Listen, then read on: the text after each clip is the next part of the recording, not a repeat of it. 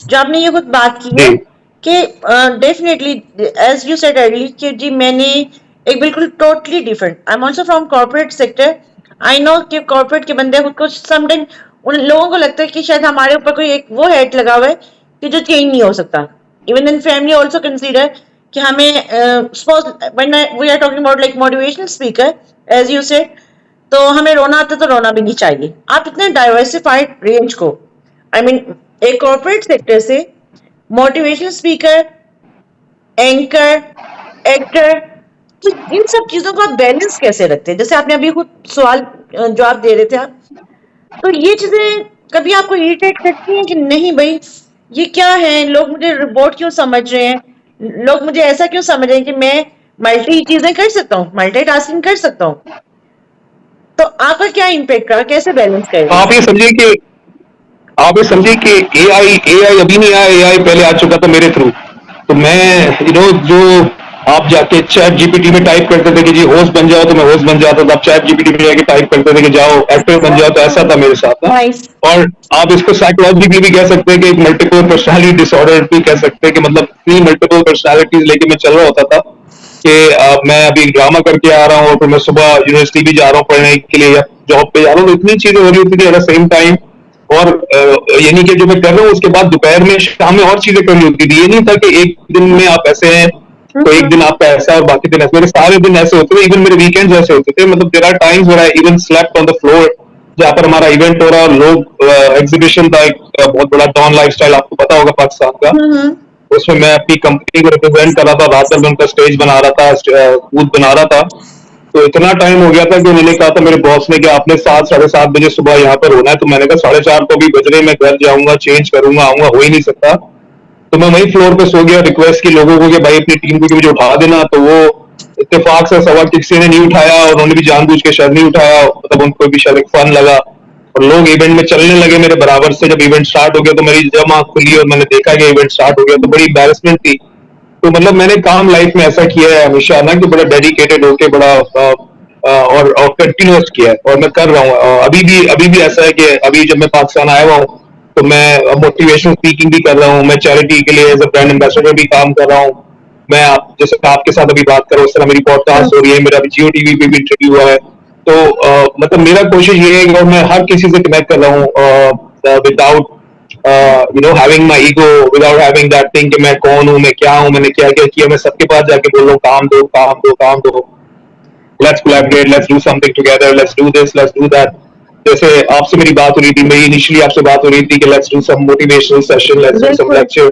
फिर आपने art of the blue एक प्रपोजल रखा कि मेरे एक शो है उसमें, मैं कहा जी व्हाई नॉट।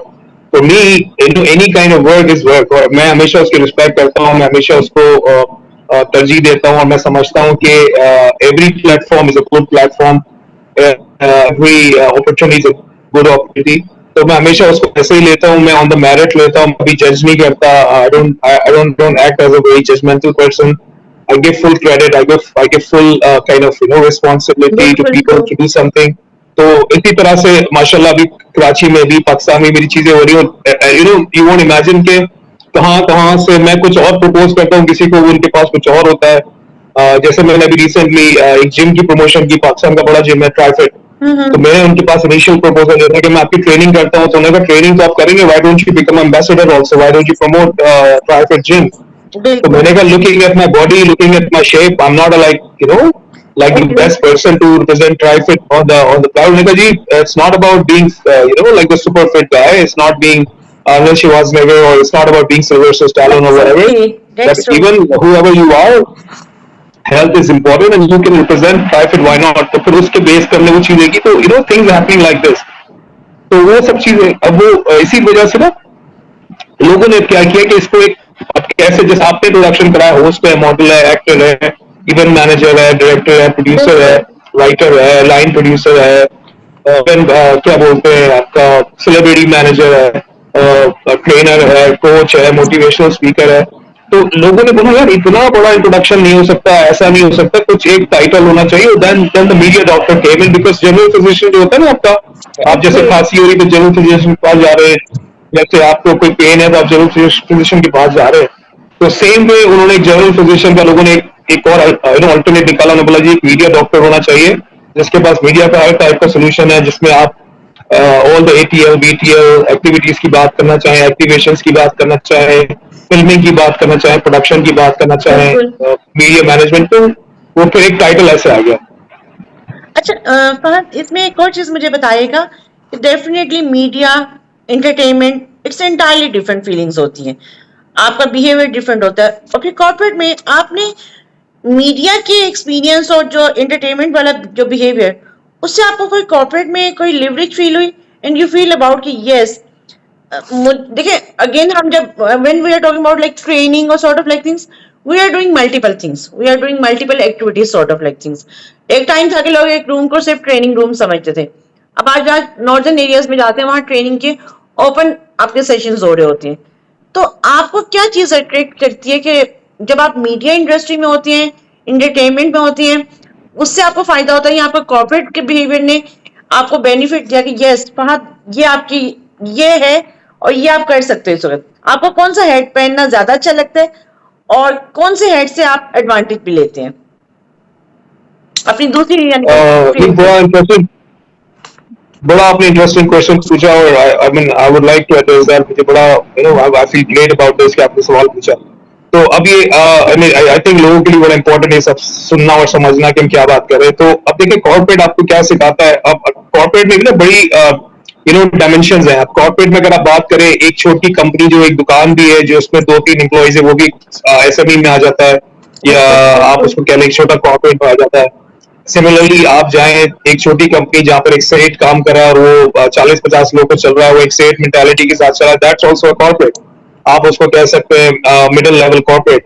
देन आपके पास मल्टीनेशनल आ जाती हैं और एक बड़ी ऑर्गेनाइजेशंस आ जाती हैं like Unilever, PNG, banks like standard chartered bank, HSBC and all. तो अब अगेन डिपेंड्स कि आप किस कॉर्पोरेट की बात करें। अगर आप बात कर रहे हैं छोटे एसएमई की और आप बात कर रहे हैं एक ऐसी कंपनी की जहां पर एक सेठ काम करता है और वो 50 लोग को लेकर चल रहा है, तो डेफिनेटली वहां पर आपके बहुत सारे ड्रॉबैक्स होंगे और आप उसका कंपैरिजन एक लार्ज कॉर्पोरेट में जो आप सीखते हैं, मल्टीनेशनल में आप सीखते हैं, वो नहीं हो सकता। बिल्कुल। तो मैं हमेशा अपनी डिस्कशन में बात थोड़ा सा एग्रीगेट कर देता हूँ। मैं इसमें ना बहुत सारे एसएमईज को और बहुत सारे मिडिल कॉर्पोरेट को काउंट नहीं करता। मैं नहीं कह रहा सारे मिडिल कॉर्पोरेट्स या एसएमईज ऐसे हैं जहां पर बहुत सारी चीजें डिसिप्लिन नहीं है या ऑर्गेनाइज नहीं है या पॉलिसीज नहीं है, डेफिनेटली है। मैं एक पर्टिकुलर सेगमेंट को बिल्कुल मैं एक बड़े कॉर्पोरेट की बात कर रहा हूँ, और इत्तेफाक से ना मैंने हमेशा ही टॉप कंपनीज में काम किया। मेरी जो जितनी भी कंपनीज रही ना थ्रू आउट मेरे करियर में, वो सारी अपने इंडस्ट्री की नंबर 1 कंपनीज है। जैसे टीसीएस पाकिस्तान की नंबर 1 कोरियर कंपनी है, टेलीकार्ड पाकिस्तान की नंबर 1 टेलीकॉम कंपनी थी फॉर अ लॉन्ग टाइम। जब वो सैटेलाइट फोन्स और फोन बूथ्स वगैरह लगाते थे, उनके पास सुपर नेट था, पिज़्ज़ा हट था उनके पास, तो वो पाकिस्तान की इस वक्त की बहुत टॉप कंपनी थी। अब तो बहुत सारी टेलीकॉम कंपनी आ गई due to the boom, due to the requirement all. फिर टीआरजी के लिए काम किया जो आईबेक्स था, अभी आईबेक्स हो गया है। अब वो टीआरजी पाकिस्तान का बड़ा कॉल सेंटर था।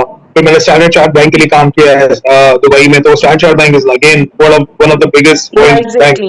तो अब उन सब में काम करके जो मुझे सीखा है वो तो आपको डेफिनेटली है कि टाइम मैनेजमेंट क्या है, डिसिप्लिन क्या है, कौन सी बात कहाँ करनी है, किस प्लेटफॉर्म पे क्या बोलना है, किससे क्या बात करनी है, कितनी बात करनी है, और क्या क्या अल्फाज का आपने सिलेक्शन करना है, प्रोटोकॉल्स क्या फॉलो करने हैं, हायरार्की कैसे फॉलो करनी है। तो ये सब चीजें मैंने कॉर्पोरेट से सीखी है। अब एंटरटेनमेंट ने मुझे क्या किया, एट द सेम टाइम मुझे एक फ्री जो मैं एक आदमी बनना चाहता था, जो रहना चाहता था, जहां पर मैं अपनी सोल को, जहां पर मैं अपने आप को रिप्रेजेंट करना चाहता था, दिखाना चाहता था लोगों को, तो मीडिया ने मुझे वो मौका दिया कि मैं अभी तक मैं नहीं कहूंगा कंप्लीटली वो मौका दिया, बट मुझे एक प्लेटफॉर्म जरूर दिया जहां पर मैं एक्सप्रेस कर सकता हूँ, बात कर सकता हूँ, जहां पर मैं अपने आप को थ्रू डिफरेंट कैरेक्टर्स एक्सपोज कर सकता हूँ कि ये भी कर सकता हूँ, मैं ये भी हूँ, मैं ये भी हूँ, मैं ये भी हूँ। तो ये दोनों जगह का मुझे एडवांटेज हुआ। जब मैंने दोनों को क्लब किया तो उसने मुझे थ्रू परफेक्शन की तरफ, मैं ये नहीं कहूंगा I am the perfect person, but वो एक ब्लेंड होता है ना कि आप कहते हैं आपने इंग्रेडिएंट्स सारे डाल दिए, अब आप वो एक डिश बनाने की तैयारी कर रहे हैं। तो मैं उस प्रिपरेशन में हूँ अभी, या वो सारे इंग्रेडिएंट्स उसमें डाल दिए, अब हम एक डिश बनाने की कोशिश करें, परफेक्ट डिश बनाने की कोशिश करें। तो I am still in the process to learn, still in the process. और मैं हर रोज किसी ना किसी से कोई ना कुछ सीखता हूँ। बट अगेन ये है कि मैं समझता हूँ कि वो सब काम करने की वजह से कॉर्पोरेट में, मीडिया में मुझे मुझे एक अच्छा ब्लेंड मिल रहा है, एक अच्छा मुझे आगे एक अच्छा आदमी बनने का मौका मिला। फिर क्या हुआ, खट्टा चटपटा, बल्ले बल्ले दाल चना।